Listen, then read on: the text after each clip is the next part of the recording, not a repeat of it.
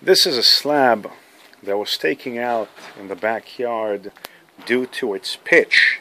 The pitch for the first 20 feet of the slab, or approximately 20 feet, was sloping against the house. And we found there to be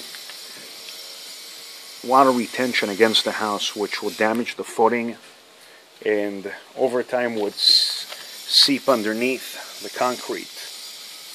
The slab, and I'm going to show you over here, has a cold joint, which means that there was an existing slab at the bottom and another slab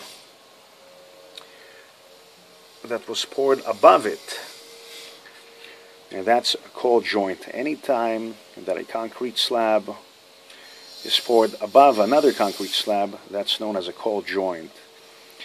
And it's difficult for the second slab to adhere to the first slab, as you can see the separation.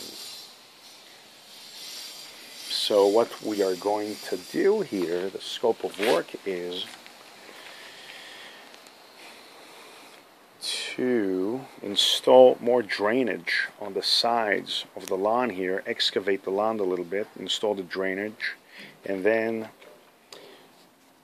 pour. Well, actually, we're going to put some reinforcement rebar, number 3/3/8 to code, 3/8 in diameter. We're going to tie them once we form this area and clean it up, and then we're going to pitch the slab away. We're going to pour the slab, but pitch it about a 2 to 3% slope away from the house. This way, the slope will enable the drains to collect most of the water and pitch it towards the side of the house.